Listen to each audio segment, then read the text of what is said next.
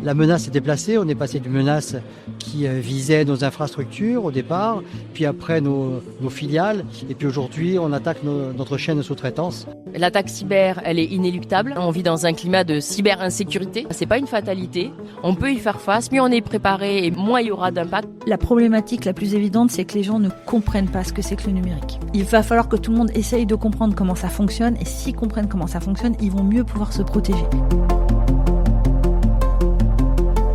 Bienvenue dans le monde de la cyber. Je m'appelle Leslie Fornero et je travaille dans la cybersécurité. Avec ce podcast, je vous emmène à la découverte de ce monde à la fois merveilleux et terrifiant.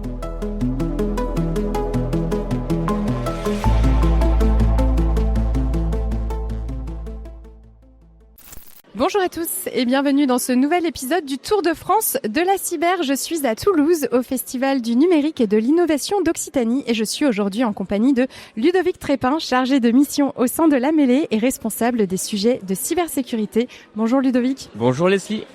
Alors merci beaucoup pour l'invitation à cet événement qui me permet de découvrir les enjeux de cybersécurité sur la région toulousaine.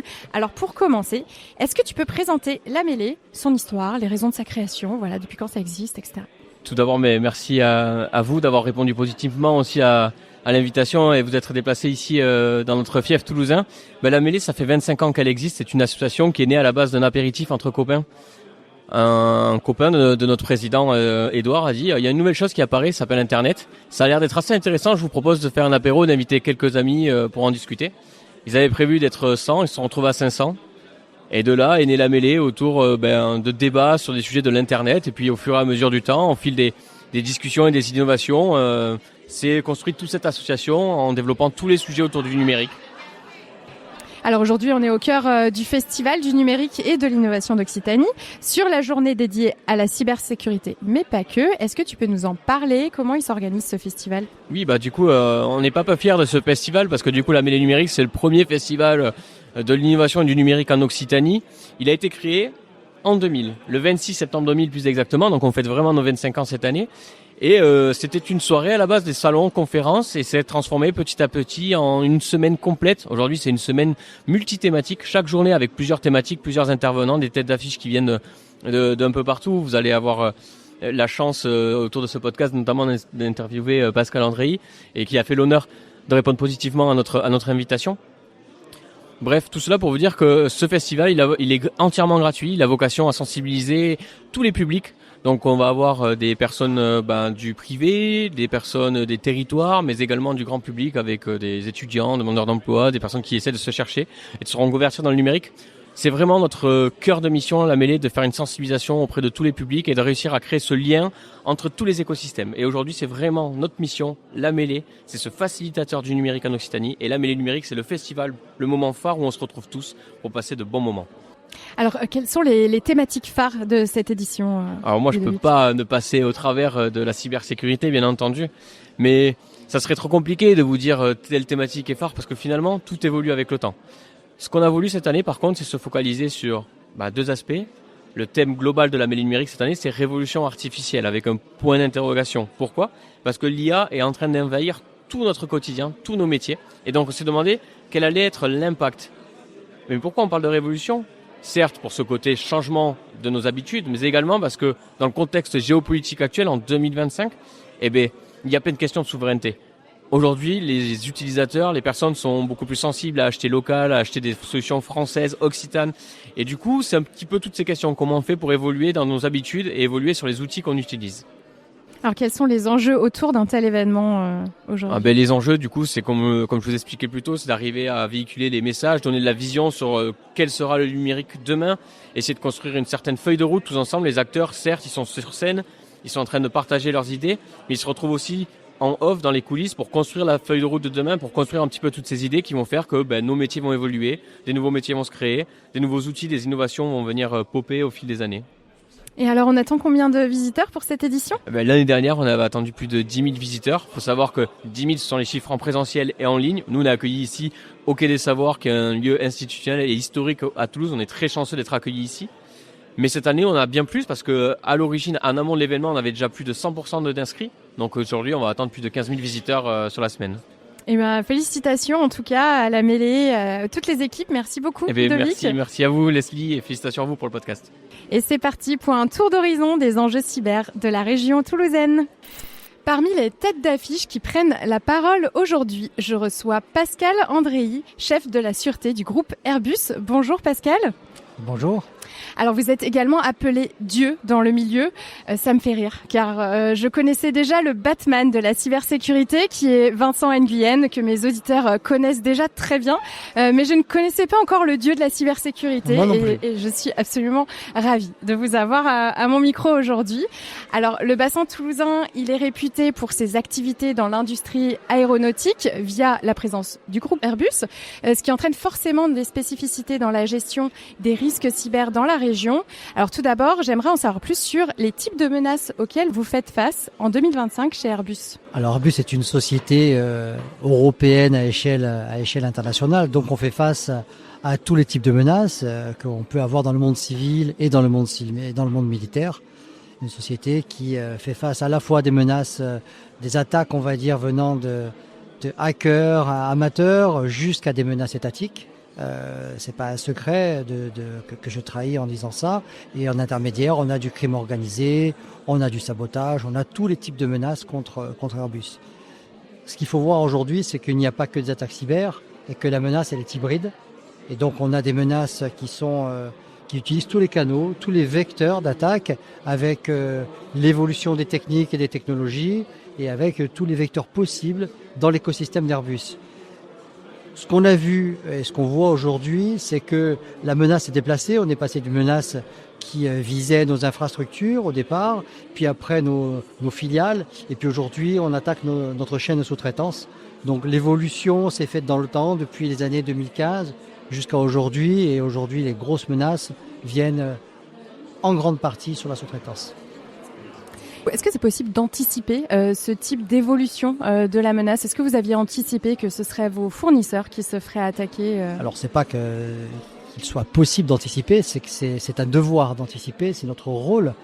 L'anticipation est clé pour mieux anticiper les risques, pour mieux gérer les risques, gérer les crises et puis préparer le plan de continuité d'activité. Donc il est très important aujourd'hui d'avoir une activité, des initiatives, des procédures d'anticipation.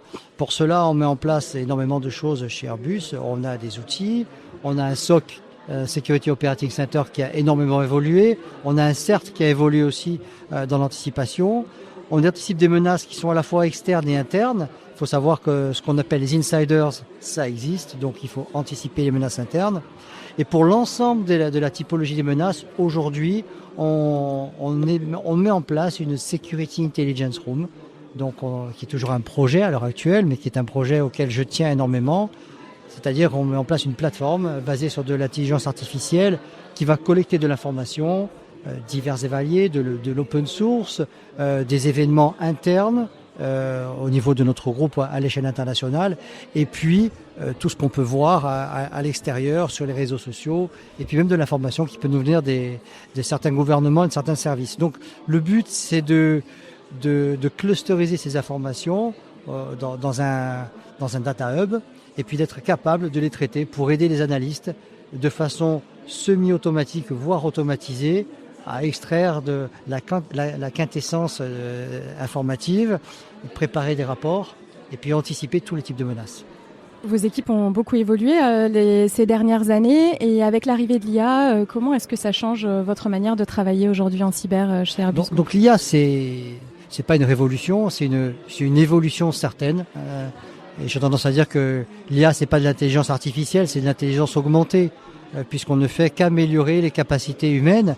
Donc on s'en sert bien évidemment pour améliorer nos technologies de détection d'événements anormaux au travers du SOC, mais au travers des systèmes sur nos réseaux. Donc l'IA est utilisée, y compris à filtrer les emails. Il faut savoir qu'aujourd'hui, un groupe comme Airbus reçoit 700 millions d'emails externes, 200 millions sont filtrés à l'arrivée, en partie aussi grâce à de l'IA.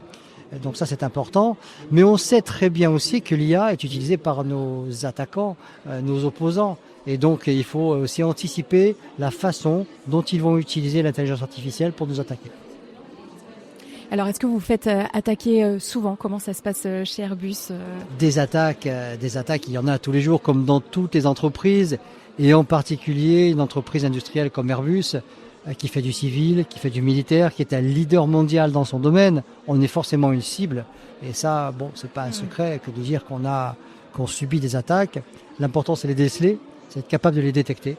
Je ne veux pas donner de chiffres parce que ça servira à rien, parce qu'il y a énormément d'attaques qui sont automatisées aujourd'hui, donc on arrive à trouver les marqueurs assez facilement et donc à les détecter.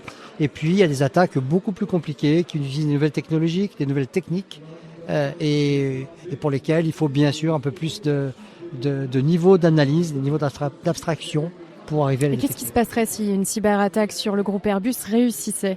Est-ce que c'est déjà arrivé? Vous avez déjà vécu une cyberattaque Alors on a eu beaucoup de cyberattaques, évidemment, qui ont réussi. On n'a pas eu de cyberattaque majeure, au sens réussite de la part de l'attaquant, depuis 2016-2017, on va dire.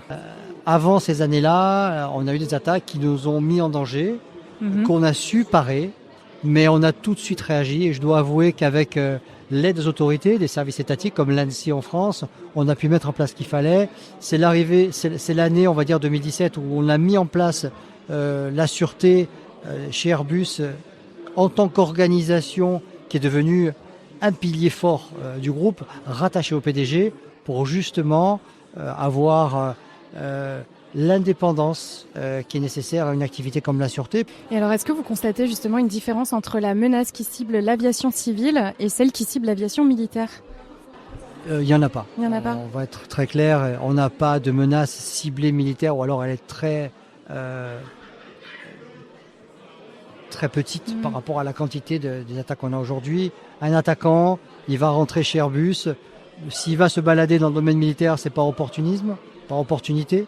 Bien qu'on ségrègue les réseaux en interne, mais c'est la latéralisation dans les systèmes d'information qui peut conduire à des attaques civiles ou militaires. Un attaquant, à part les activistes, alors oui, les activistes qui essaient de revendiquer leur cause parce qu'on fabrique de l'armement ou parce qu'il y a ce genre de choses qui leur déplaît, essaient d'attaquer Airbus, mais ils attaquent Airbus en tant que marque. Et donc ils attaquent tout ce qu'ils peuvent, plutôt que d'attaquer les divisions ou les fonctions qui sont plus particulièrement liées au service militaire. Et enfin, la question que tout le monde se pose, est-ce possible de hacker un avion qui soit au sol ou en plein vol? À partir du moment où un système est connecté, la probabilité d'attaque, elle est pas nulle. Par contre, elle est très faible. Aujourd'hui, attaquer un avion, c'est très compliqué. Je vous laisse regarder l'histoire, je vous laisse regarder ce qui s'est passé depuis un certain nombre d'années. Il n'y a aucun avion qui a eu un incident majeur lié à une attaque informatique directe. Ce qu'il faut voir aujourd'hui, c'est que l'avion, et ça sera encore plus le cas dans le futur, est un système de systèmes, donc un système très connecté. Donc la grande majorité des attaques aujourd'hui sur les avions ne sont plus des attaques directes.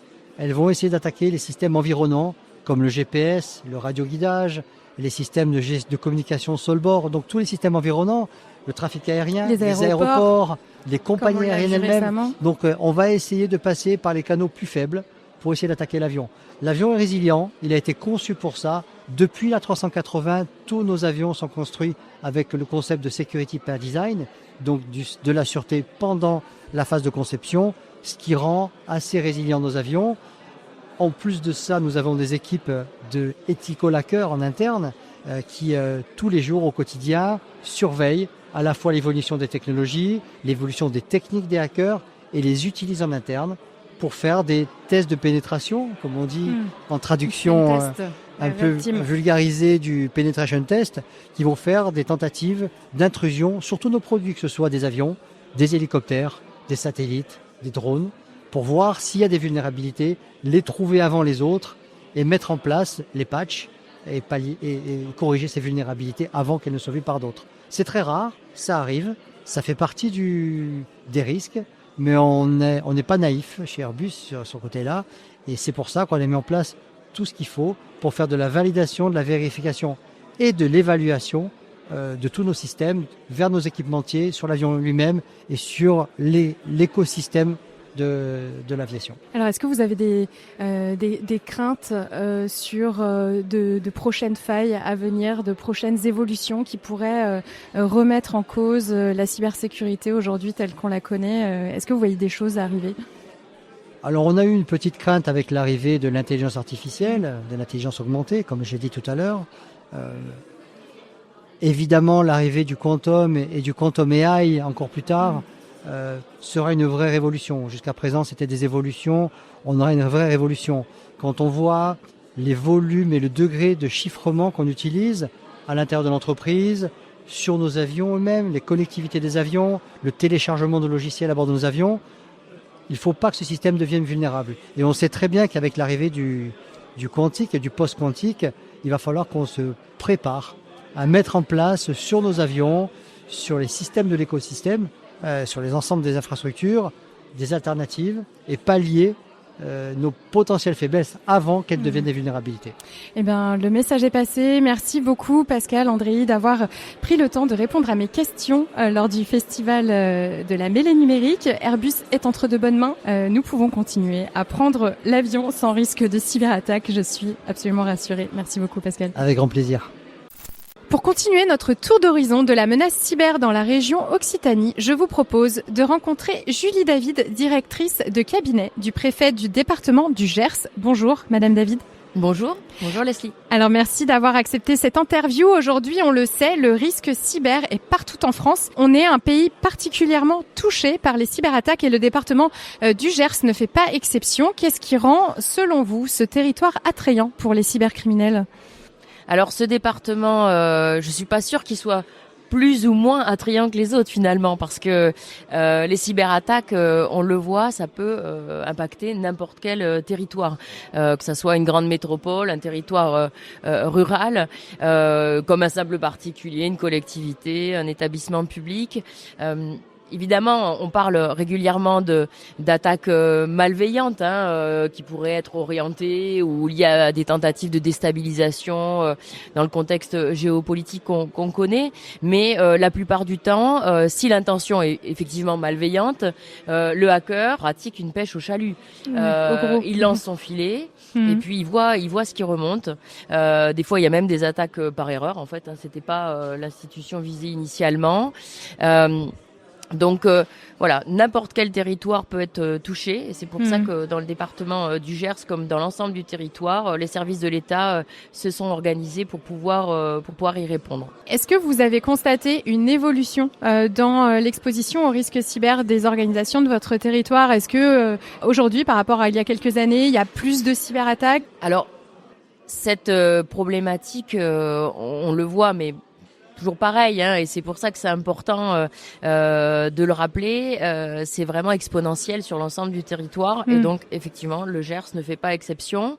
Nous, notre challenge avec les collectivités, c'est de pouvoir déployer la fibre, notamment sur l'ensemble du département, pour être plus attractif pour les entreprises, pour permettre peut-être aussi le télétravail, même si bon, en ce moment on sent bien que le télétravail n'a plus trop le vent en poupe, mais enfin voilà, pour en tout cas le faciliter et donc forcément inciter à l'installation d'entreprises, inciter à l'utilisation d'outils numériques. Bon, de toute façon maintenant, je pense que c'est un peu compliqué, voire impossible de faire autrement.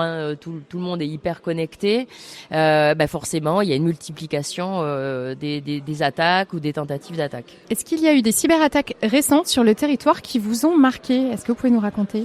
Alors, il y a eu plusieurs cyberattaques sur le territoire récemment et ça a été assez varié. Donc on a eu des collectivités locales, on a eu un centre hospitalier et là en fait c'était pas vraiment une attaque et ça me donne également l'occasion de rappeler donc l'importance du facteur humain puisque c'était une personne qui justement était en télétravail et qui avait utilisé une clé USB qui était infectée pour se connecter et donc le virus s'est diffusé dans l'institution heureusement sans trop de gravité, mais enfin ça aurait pu en avoir. Des collectivités, donc plusieurs mairies qui ont été impactées récemment, chambres consulaires aussi, voilà. Et ensuite, donc effectivement, on a eu 2 cas d'entreprises, je trouve assez emblématiques, qui ont été attaquées. Alors toutes les 2 avaient un nombre assez important de salariés, donc l'une à 50 et l'autre à 150, dans les 20 millions d'euros de chiffre d'affaires. Donc on se dit voilà quand même des entreprises qui normalement doivent avoir quand même une organisation en termes de sécurité informatique assez développée et assez solide. Oui. Et finalement, alors pour l'une, ça est passé par une filiale, donc ce qui rappelle que même si vous êtes l'entreprise la mieux protégée du monde, finalement, vous n'êtes pas à l'abri, que vous ayez un fournisseur, un sous-traitant, une filiale, voilà, par le biais de laquelle va arriver finalement l'attaque. Donc là, il s'agissait d'un rançongiciel, donc ça a quand même crypté quasiment tous les serveurs, des sauvegardes qui ont été perdues. Donc voilà, c'est Ça quand même fait- compliqué. Ça met une entreprise à l'arrêt. Surtout Ça. que voilà, une entreprise qui faisait qui emploie à peu près 150 salariés. Vous imaginez, même au bout d'un mois, ils n'avaient récupéré qu'à peu près 50% de leur activité. Donc l'impact, il est important. Et la confiance aussi, la crédibilité par rapport aux donneurs d'ordre. Donc c'est vraiment voilà, ça m'a beaucoup marqué, même si après, une fois que l'attaque a été détectée très rapidement finalement, et que les dispositifs cellules de crise et les premières mesures d'urgence ont été prises, les plaintes déposées, etc. Donc ça a été assez rapide, mais en termes de protection, ça pose quand même question sur les conséquences sur le fonctionnement de l'entreprise après dans les semaines et dans les mois qui ont suivi. Et la deuxième entreprise, donc c'est pareil, alors un peu moins d'employés, une cinquantaine, 20 millions aussi d'euros de chiffre d'affaires. Donc là, en fait, c'est le cas classique, une pièce jointe infectée qu'on ouvre à travers un mail. Et là, les hackers, en fait, donc ont créé des faux mails de collaborateurs, ont créé un faux nom de domaine. Et donc, on voyait des faux RIB aux clients, fournisseurs, etc., pour se faire payer à la place de l'entreprise. Et alors là, heureusement, les sauvegardes n'ont pas été touchées, mais il y a quand même eu des serveurs qui ont été cryptés, donc ça a été quand même compliqué. Alors le bon réflexe, c'est qu'ils n'ont pas accepté de payer de rançon ou quoi que ce soit. Ils ont déposé plainte rapidement. Donc les services de l'État qui ont été avisés par mon biais en fait, parce qu'en tant que référent de sécurité économique, tout de suite j'étais alertée, donc j'ai rappelé les consignes, donc évidemment déposer plainte, isoler les systèmes, et puis j'ai mis dans la boucle tous mes partenaires, donc Cyberrock, on y reviendra peut-être tout à l'heure, l'ANSSI, les forces de l'ordre, donc là on était en secteur donc gendarmerie, ensuite la DGSI, parce que effectivement quand l'attaque survient, on ne sait pas en fait, on ne sait pas d'où elle on vient. ne sait pas si c'est une erreur à un facteur humain, on dit une clé infectée, on ne connaît pas le vecteur au d'intrusion. début on ne sait pas quel est le vecteur d'intrusion, on ne sait pas quelle est la gravité, on ne sait pas si c'est une tentative de déstabilisation étrangère. Bon, voilà. Donc au début, on avertit tout le monde pour être sûr que tout le monde se met en ordre de bataille, se mette à disposition de l'entreprise. Mais ce qui m'a surpris, surtout, c'est que j'ai eu accès à la plainte qui a été déposée, et en fait, le chef d'entreprise, quand on lui a demandé s'il connaissait comment était structuré son système informatique, il a dit qu'il l'ignorait et qu'en fait, c'était une entreprise donc alors locale, mais qui s'en occupait. Donc là, ça m'a laissé un petit peu comment dire, interrogatif. Ça m'a laissé assez interrogative, Oui. parce que c'est un peu comme si on partait en vacances avec un tas de lingots d'or sur sa table et qu'on laissait les clés à son voisin qui s'est installé dans le quartier il y a une semaine, quoi. Finalement, il a une bonne tête, il a l'air sérieux, je pense que je peux lui faire confiance, et je m'en vais. On le ferait pas. Oui. Personne le ferait. Oui, Et quand on est à la tête d'une entreprise, qui emploie autant de personnes et qui a un tel chiffre d'affaires, je pense que maintenant, on ne peut plus se permettre voilà, déjà, bon, d'avoir une entreprise c'est bien, mais est-ce qu'on est sûr qu'elle soit agréée, labellisée? Donc, moi, j'invite vraiment à se rapprocher de l'ANSSI ou de Cyberrock, voilà, ou d'autres pour vérifier, ou de cybermalveillance.gouv pour voir si les entreprises sont bien agréées ou labellisées déjà. Donc, c'est un gage quand même de sécurité. Et évidemment, rappeler que la cybersécurité, ce n'est pas que le sujet du technicien, de la DSI, de l'informaticien, de l'entreprise. C'est vraiment un sujet de direction générale. Sujet, voilà, de la direction, de la gouvernance. Alors justement, est-ce que vous avez constaté une prise de conscience du côté des entreprises, là vous venez d'en parler, mais aussi des institutions publiques à propos de ce risque cyber, et qu'est-ce qui est mis en place justement pour les accompagner sur alors la prise de conscience au niveau des institutions publiques, oui. Alors ça, elle s'est fait. Ça fait quelques années maintenant que voilà, on a des références sécurité économique dans tous les départements. Voilà, c'est vraiment une politique prioritaire. Mais c'est vrai que pour l'instant, moi, ce que je trouve un petit peu regrettable, mais parce que ça révèle un vrai besoin. On en est encore beaucoup à la phase d'acculturation, de sensibilisation, et donc voilà, l'objectif c'est de passer maintenant à un travail plus sur l'accompagnement, la remédiation, mais on a encore énormément de prévention à faire. Donc les partenaires sont identifiés, nous au niveau des services, on sait avec qui on peut travailler, on sait sur qui on peut s'appuyer, si on est sollicité, on sait vers qui orienter les entreprises, mais trop souvent. Finalement, surtout sur les petites entreprises, je peux comprendre, le chef d'entreprise au quotidien qui a quelques salariés, bon, il se dit c'est pas mon sujet, et puis je suis dans le Gers, il va rien m'arriver, etc. Donc on en est encore là sur quand même un grand spectre. On attend encore la catastrophe avant de mettre des choses en place. Alors, quelle est la place du sujet cybersécurité au sein de votre cabinet ? Alors la place du sujet cybersécurité, alors c'est essentiellement moi qui le porte, mais j'ai des collaborateurs également que je suis en train d'acculturer aussi, voilà, pour pouvoir m'accompagner et m'épauler dans cette démarche au niveau de mon service des sécurités et évidemment mon service communication, parce que tout le travail de prévention aussi qui est fait, ça nécessite de communiquer régulièrement sur ce risque-là. Et donc au niveau du service des sécurités, parce que bon, il faut savoir que le directeur de cabinet, à la base, son job c'est quand même la sécurité au sens large, la gestion de crise et la crise cyber.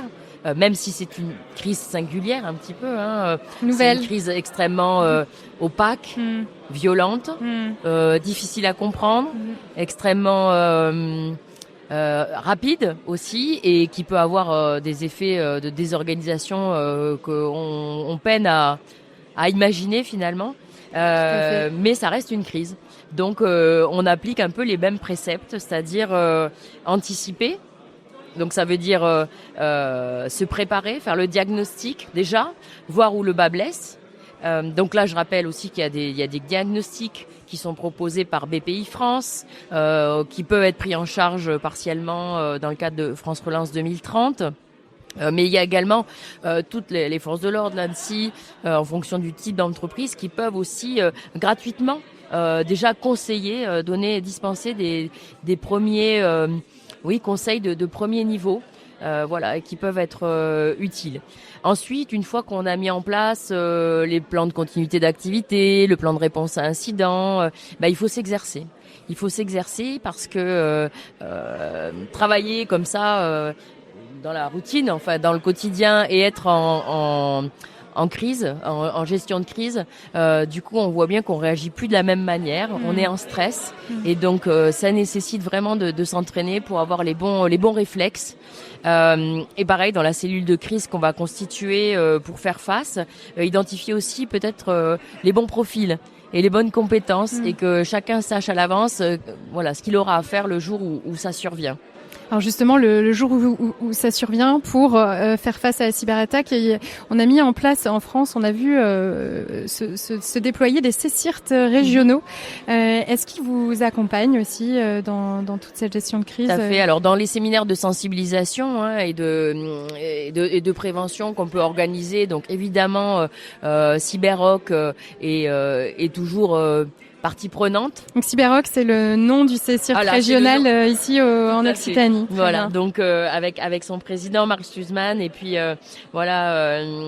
Monsieur Radou, Madame Rubiana, on est vraiment partenaires et quand il survient quelque chose, nous on oriente aussi évidemment les collectivités ou les entreprises qui sont touchées vers le CSIRT parce que eux vont leur donner, vont les orienter vers des prestataires qui sont labellisés et qui vont pouvoir les accompagner dans la gestion de cette crise et ensuite toute la phase de remédiation.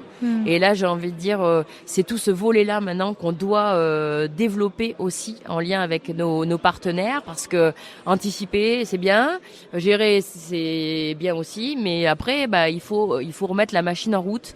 Ça peut être long et là il faut que tout le monde puisse se mobiliser, que ça soit les finances publiques, que ça soit la direction qui s'occupe du travail et de l'emploi, parce qu'il peut y avoir un impact, du chômage partiel, enfin voilà, on peut tout imaginer, des reports de charges qu'on va demander aussi.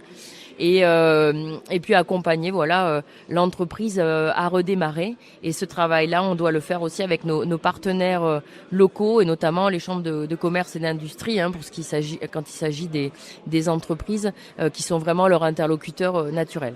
Et s'il y avait un dernier conseil à donner aux entreprises, est-ce que l'enjeu aujourd'hui, c'est de se préparer à se faire attaquer ? Alors la crise, l'attaque cyber, elle est inéluctable. De toute façon, maintenant on vit dans un climat de cyber-insécurité, mais en même temps, le but, c'est de rester hyper positif. C'est pas une fatalité. On peut y faire face, mieux on est préparé et moins il y aura d'impact finalement sur le fonctionnement de l'entreprise. Et la cybersécurité, ce n'est pas un coût, mais c'est un investissement. C'est un investissement pour la pérennité et pour la crédibilité de l'entité stratégique. C'est le mot de la fin. Merci beaucoup, Madame David. Avec plaisir. À bientôt. Au revoir. Pour terminer notre tour d'horizon de la menace cyber dans la région Occitanie, j'ai le plaisir de recevoir la responsable du CSIRT opérationnel de Cyberrock, Caroline de Rubiana. Bonjour. Bonjour. Alors, je suis ravie de te rencontrer aujourd'hui pour parler des cyberattaques et des moyens dont on dispose pour venir en aide aux victimes de la région Occitanie. Donc, tout d'abord, je voudrais qu'on revienne sur l'histoire de la création de ce CSIRT qui s'appelle ici Cyberrock. Il y a quelques subtilités que j'ai pas encore saisies. Alors, il y a plusieurs choses. D'abord, il y a un projet au départ porté par l'Agence de développement économique ADOC dès 2019 à la demande de la région Occitanie, le projet Cyberrock. L'objectif de la région, c'était vraiment d'apporter des réponses au territoire sur le sujet de la cybersécurité parce que beaucoup de gens se posaient des questions. Tout le monde voyait qu'il y avait quelque chose, qu'il fallait faire quelque chose, mais par contre à qui on s'adresse, qui peut répondre. Il y avait des portails partout. Il y avait Perceval d'un côté, l'ANSSI, Pharos. Enfin, pour beaucoup de gens, c'était assez confus. Et cybermalveillance.gouv.fr, que je n'oublie pas. Et donc la région voulait apporter une réponse pour aider les gens à s'orienter, à comprendre le sujet. Et de l'autre côté, on a une filière en Occitanie qui est très riche. Il y a beaucoup d'organisations, beaucoup d'entreprises qui font de la cybersécurité, autant des entreprises locales que des organisations nationales qui ont des agences en Occitanie. Du coup, d'un côté, on a des gens qui ont besoin de comprendre de quoi on parle, et de l'autre côté, on a une filière qu'on a envie de mettre en avant. Donc la région avait travaillé sur ce projet Cyberrock, et puis il y a eu le confinement. Les attaques cyber qui sont vraiment passées au premier plan pour tout le monde a pris conscience de la menace, et le plan France Relance de l'État pour apporter des réponses sur ce sujet de la cybersécurité. Et dans ce plan France Relance, il y avait le financement de ces CSIRT, donc Computer Security Incident Response Team, territoriaux, pour apporter une réponse aux collectivités, aux TPE, PME qui sont attaquées, quand elles sont attaquées, qui est quelqu'un pour leur répondre et leur dire qu'est-ce qu'il faut faire, comment ça se passe. Et donc la région Occitanie a répondu présente à l'appel de l'État et a dit, on va créer un CSIRT territorial en Occitanie et il sera dans le projet Cyberrock. Et c'est comme ça que Cyberrock a été créé en 2022 avec toutes ses missions. Donc toi, tu œuvres en cybersécurité dans la région Occitanie depuis plusieurs années. Tu as vu la menace évoluer dans la région. Comment est-ce que ça a évolué, cette menace ? Qu'est-ce qui s'est passé ? Alors en fait, la région Occitanie, elle est comme le reste de la France. Elle subit les attaques des pirates qui sont un peu partout dans le monde, qui ont un certain nombre d'objectifs. Les objectifs financiers évidents de la cybercriminalité. On subit aussi la partie cyberguerre et les conséquences, et bien entendu le cyberespionnage tout simplement, qui a toujours existé et qui s'est démultiplié. Il y a une particularité sur la région Occitanie, c'est qu'on a un bassin industriel très important autour de Toulouse et autour de Montpellier. Donc évidemment, ça va attiser les convoitises des différentes personnes malveillantes, on va dire. Donc les entreprises d'Occitanie, elles subissent la criminalité classique à grande échelle, massive, quoi qu'il arrive. Et puis certaines, parce qu'elles vont travailler avec certains partenaires, vont être ciblées et vont subir d'autres attaques. Je pense qu'il n'y a pas de spécificité à la région, à part la spécificité des secteurs économiques, industriels, de la présence d'Airbus ou des choses comme ça, qui sûrement attire d'autant plus la convoitise. Est-ce que tu as quelques chiffres à partager sur le nombre d'alertes cyber que tu reçois par mois ou que vous recevez au sein des équipes Cyberrock ? Alors nous, on est contactés pour accompagner les petites entreprises, les petites collectivités. Il y a des organisations qui sont accompagnées par d'autres acteurs parce qu'elles vont représenter une certaine sensibilité pour l'État ou pour certains secteurs. Nous, pour le moment, on a entre 10 et 15 signalements incidents par mois parce que les gens n'ont pas toujours le réflexe d'appeler ou n'osent pas ou malheureusement ne nous connaissent pas encore. Ah, donc tu penses qu'il y a beaucoup plus d'attaques cyber que 10-15 par mois? Bien sûr. Mais qu'elles restent finalement... qu'est-ce qui se passe avec ces attaques-là s'ils ne se font pas accompagner? Alors en fait, je pense qu'il y a 3 cas. Il y a le cas où les personnes ne veulent pas le dire. Oui, le classique. Parce que voilà, elles sont pas très à l'aise avec ça. Il y a le cas où ils nous connaissent pas, donc ils vont sûrement aller porter plainte. Ils feront peut-être toutes les démarches, mais ils vont pas forcément nous tenir au courant de ce qui leur arrive. Et il y a aussi le cas où les gens s'en rendent pas compte. Ah, on peut se faire attaquer et ne pas s'en rendre compte du tout? Bien sûr, dans tout ce qui est cyberespionnage. C'est l'espionnage surtout. Et puis, alors, ce qu'on a beaucoup. On a des gens qui nous appellent et qui nous disent je devais payer mon fournisseur, au final j'ai payé le pirate, je comprends pas, ou alors mon client devait me payer et au final il a payé quelqu'un d'autre. Qu'est-ce que je dois faire? Donc déjà on leur explique un petit peu toutes les démarches et surtout on leur dit faut vérifier les accès aux boîtes mail. Faut vérifier vos accès à toutes les boîtes mail ou dire à votre partenaire de faire des vérifications parce que le pirate, s'il a réussi à monter cette attaque, c'est qu'il a une entrée quelque part. Ouais. C'est qu'il arrive à voir les choses. Et souvent, le pirate, il a piraté bien avant. Il s'installe dans la boîte mail. Par exemple, il fait juste un alias et comme ça, il reçoit, plutôt une redirection, pardon. Il reçoit tous les mails en double de ce que reçoit l'entreprise sur certains comptes. Et du coup, il va pouvoir surveiller. Et tout doucement, il va collecter de l'information. Et puis, à partir de là, il va déclencher son attaque, soit en créant un nom de domaine qui ressemble, en renvoyant toutes les factures du partenaire, mais avec un RIB qui a changé, etc. Donc, on voit bien que même si on a l'impression que c'est pas cyber parce qu'il y a une escroquerie, en fait, parce que les moyens qui ont été utilisés sont numériques et sûrement, le pirate est rentré dans l'entreprise. Peut-être même il a exfiltré des données. Il y a peut-être de la fuite de données. Enfin, il peut y avoir d'autres conséquences. Donc, derrière, c'est important d'investiguer. C'est vraiment une aiguille dans une meute de foin. Oui, ça, c'est ton travail. C'est ce que tu fais au quotidien. C'est d'aller chercher justement un petit peu la cause d'une cyberattaque. Alors, pas tout à fait, parce que nous, on est un peu l'interface entre les personnes qui ont besoin d'être accompagnées, qui ont besoin de partenaires cyber et ceux qui construisent, qui composent notre écosystème. Donc, nous, on va plutôt les mettre en relation avec des acteurs de notre écosystème. Qui vont pouvoir répondre à leurs besoins. Et en fait, il y a tellement d'acteurs, tellement de métiers, tellement de domaines, tellement de tailles d'entreprise on est là pour essayer de faciliter cette mise en relation et que chacun trouve la personne qui lui correspond le mieux et qui puisse l'accompagner. Et puis, il peut y avoir plusieurs compétences. En fait, la cybersécurité, ça commence quand même par la gouvernance. Donc, il y a des gens qui sont vraiment spécialisés dans la gouvernance, qui vont expliquer à l'entreprise comment elle doit organiser ses données ou en tout cas comment elle doit les surveiller, s'assurer que tout est bien géré et que chacun ait les bons accès sur les données.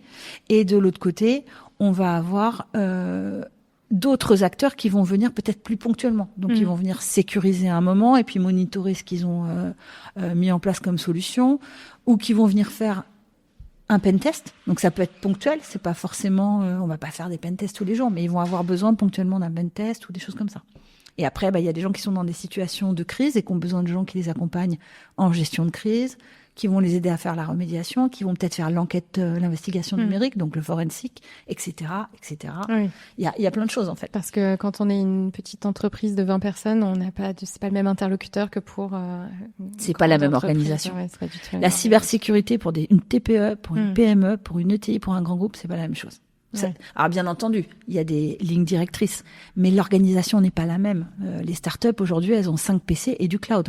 Elles vont pas avoir la même stratégie qu'une grande entreprise qui a des serveurs en interne, un réseau, peut-être des machines industrielles. Enfin, vraiment, c'est chacun. Il faut s'adapter à chaque cas. Et justement, quelle est la typologie des entreprises qui font appel à vous? C'est tout le monde? Tout le monde peut vous appeler? Alors, tout le monde peut appeler Cyberrock.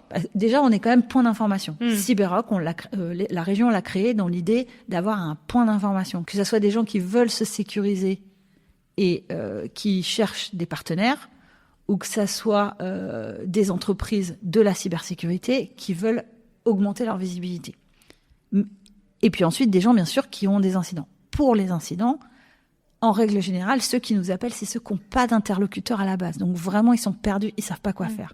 Donc ça va être de la TPE, un peu de PME et de la petite collectivité ou des associations. Les collectivités aussi, certainement. Voilà. Les petites mairies qui se font attaquer. Exactement. Beaucoup. Voilà. Ou il y en a plein, des collectivités. Il y a les syndicats mixtes. Une fois, il y a eu un parc national qui nous a appelés. Enfin, c'est vaste, hein. On peut même avoir le secteur de la santé, même s'ils ont un CERT sectoriel, ils le savent pas toujours. Donc, on va mettre en relation aussi. C'est-à-dire qu'on va travailler sur le maillage aussi au niveau national entre les CSIRT territoriaux sur chaque département, sur chaque région, pardon. Les CERT sectoriels, donc il y a aviation, santé, le CERT maritime, le CERT de la défense, parce que des fois il y a des entreprises qui relèvent de la défense, mais en fait elles n'ont pas été identifiées comme ça, donc du coup elles passent un peu à travers et c'est important qu'elles soient suivies.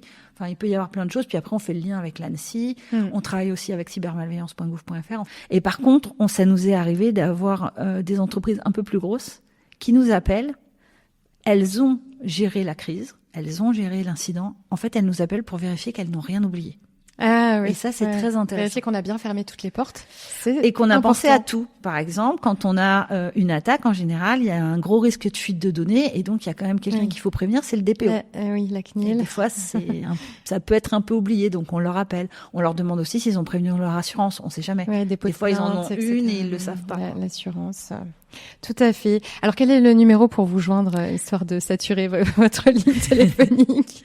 C'est le 0800 71 13 13. Et après, vous pouvez consulter le portail cyberrock.com pour avoir plus d'informations sur l'association et sur tout ce qu'on fait. Donc, on vous appelle si l'ordinateur ne s'allume plus le lundi matin quand on arrive au bureau.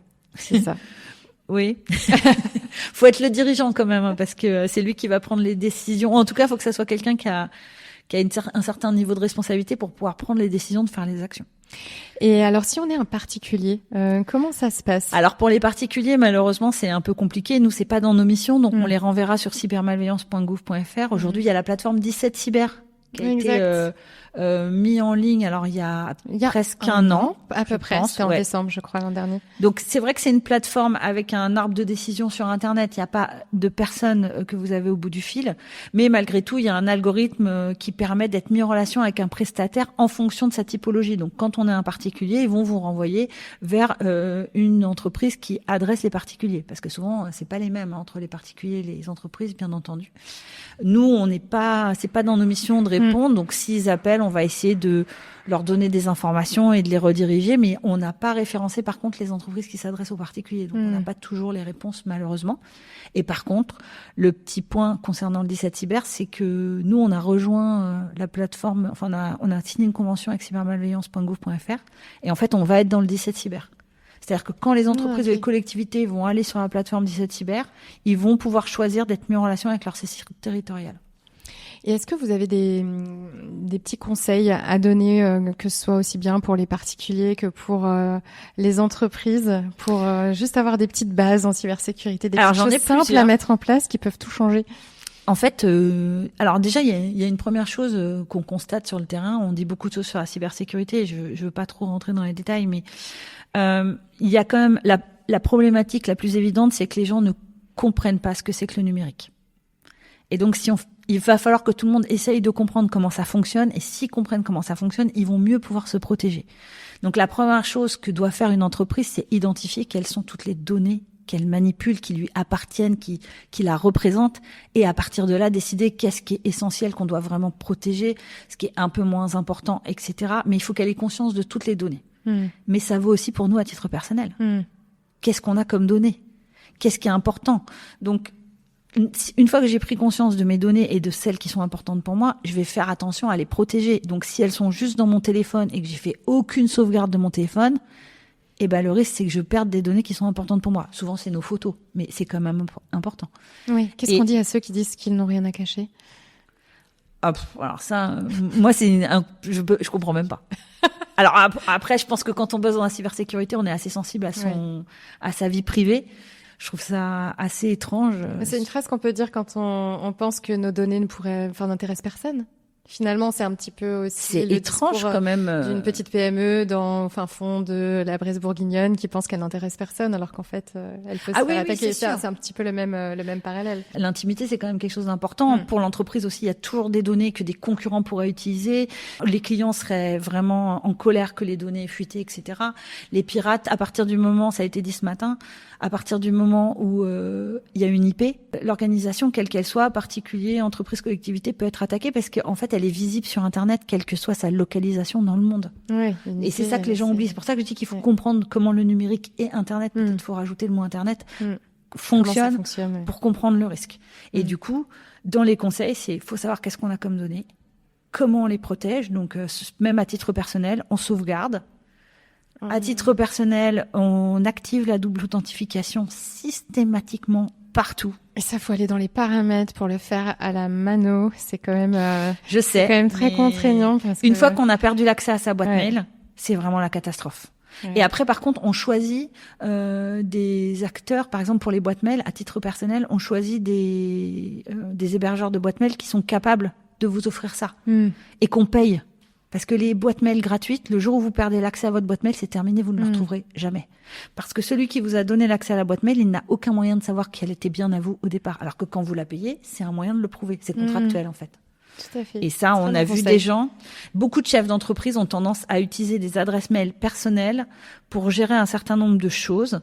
Et le jour où ils perdent l'accès à leur boîte mail, qu'ils ne payent pas, bien entendu, et donc qui n'est pas identifié par l'entreprise, etc., c'est vraiment une grosse difficulté. Donc, faut au moins activer la double authentification. Et puis, comme il faut des mots de passe différents partout, il y a qu'une seule solution, faut un coffre-fort à mot de passe. Oui, tout à fait. Merci beaucoup, Caroline, pour tous ces conseils. Merci d'avoir accepté cette interview. C'est la fin de cet épisode, enregistré donc sur le Festival du numérique et de l'innovation d'Occitanie à Toulouse. Merci aux organisateurs de la mêlée numérique, particulièrement à Ludovic Trépin de m'avoir convié à cet événement. Le Tour de France de la cyber continue tout au long de l'année. Je vous dis à très vite dans le monde de la cyber. Merci à tous d'avoir suivi cet épisode du monde de la cyber. Si vous êtes arrivés jusqu'ici, c'est que vous commencez à bien accrocher à ce podcast. Alors si vous voulez découvrir les coulisses et être au courant de toutes les actus, je vous donne rendez-vous sur notre compte Instagram, le monde de la cyber. Et n'hésitez pas aussi à vous abonner au podcast et à me laisser un petit commentaire sur Spotify ou Apple Podcast. Ça m'aide beaucoup à faire grandir le projet et ça me fait super plaisir de lire tous vos petits messages. Merci à vous et à très vite dans le monde de la cyber.